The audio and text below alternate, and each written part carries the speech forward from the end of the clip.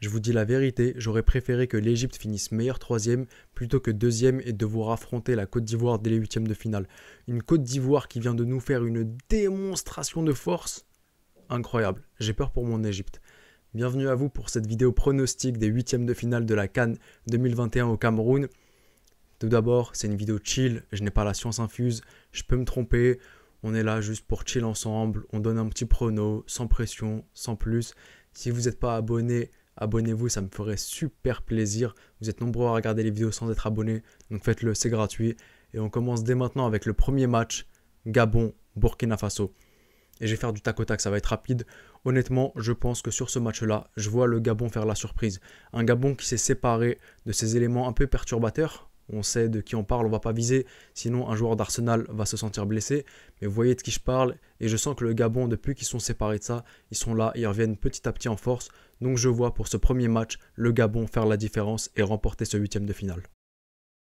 Le Nigeria contre la Tunisie, les Super Green Eagles contre Noussour Carthage, un combat d'aigle juste impressionnant.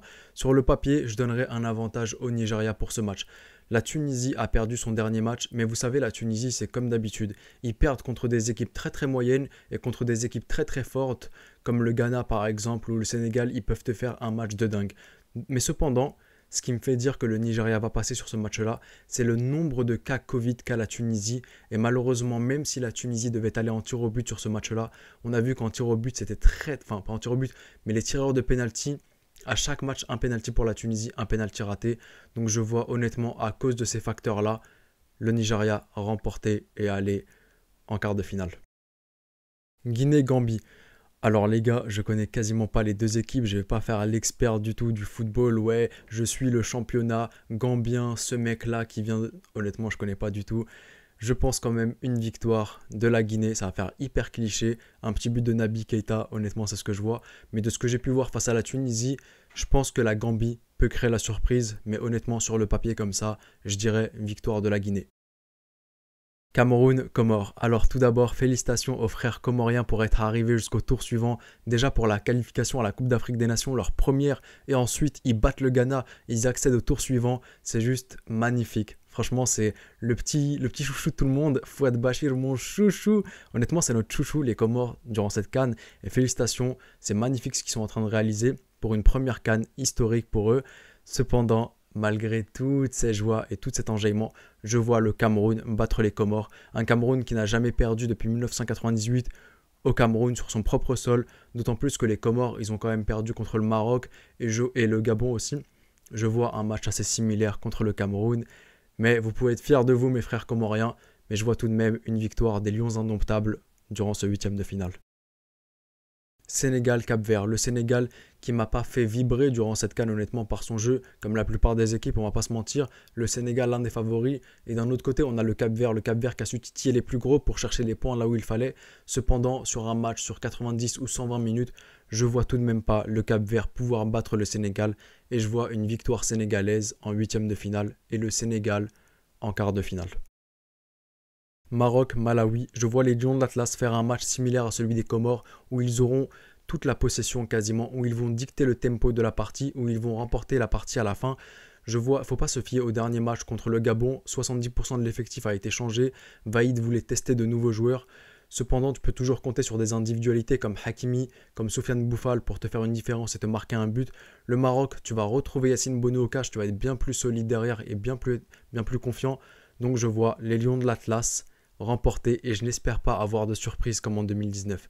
Mais je pense pas qu'il y en aura. Le groupe est bien plus sérieux qu'en 2019. Mali, Guinée équatoriale. C'est vrai que la Guinée équatoriale a battu l'Algérie, elle a battu la Sierra Leone, elle a juste fait entre guillemets 1-0 contre la Côte d'Ivoire, mais je pense qu'il ne faut pas se faire avoir par cette illusion-là. Ça a été des équipes qui avaient un visage totalement différent, notamment l'Algérie, et je vois tout de même le Mali rester bien plus puissant que la Guinée équatoriale, bien plus endurant, bien plus fort physiquement, qui arrive à chercher la petite faute, à chercher ce penalty et le concrétiser par la suite. Donc honnêtement, je vois le Mali remporter ce huitième de finale et aller en quart de finale. Et enfin, le plus beau match de ces huitièmes de finale selon moi, Côte d'Ivoire, Égypte. Les éléphants contre les pharaons. De l'histoire de la CAN, il y a eu 10 confrontations entre l'Égypte et la Côte d'Ivoire. 9 remportées par l'Égypte, une seule remportée par la Côte d'Ivoire. Et c'était en 1990 et c'était une équipe B de l'Égypte. Historiquement, l'Égypte a un ascendant sur la Côte d'Ivoire en Coupe d'Afrique des Nations, je tiens à préciser. Cependant, l'histoire, je peux le ranger dans ma petite armoire et sur le terrain, en huitième de finale, le 26 janvier, ce sera plus l'histoire qui va compter. Et je vois, malgré cet historique, malgré la foi que j'ai en mon pays et en nos joueurs, je vois la Côte d'Ivoire remporter ce match contre l'Égypte. Pourquoi? Parce que déjà d'une, la Côte d'Ivoire a montré un bien meilleur visage que l'Égypte. Elle a dicté le tempo de la partie contre l'Algérie. Elle a battu des gros noms et elle a gagné quasiment tous ses matchs. Elle a fait seulement un match nul. Aucune défaite. La Côte d'Ivoire est bien plus en confiance. La Côte d'Ivoire va jouer en huitième de finale au Japoma Stadium, là où ils ont joué en phase de poule, là où ils ont même joué contre l'Algérie, là où ils ont dicté le tempo, où ils ont construit sur un terrain de cette qualité-là. Nous, l'Égypte, on n'a pas joué encore sur un terrain de cette qualité à 17h.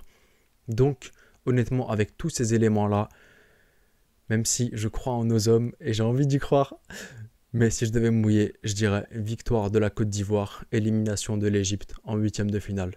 Mais je crois en vous les Égyptiens, je crois en vous les pharaons. Et on arrive maintenant à la fin de cette vidéo, j'espère qu'elle vous aura plu. N'hésitez pas à mettre en commentaire vos favoris sur ces huitièmes de finale, qui va passer et qui va aller en quart de finale. Je me ferai un plaisir de vous lire et je vous dis... Arrivederci.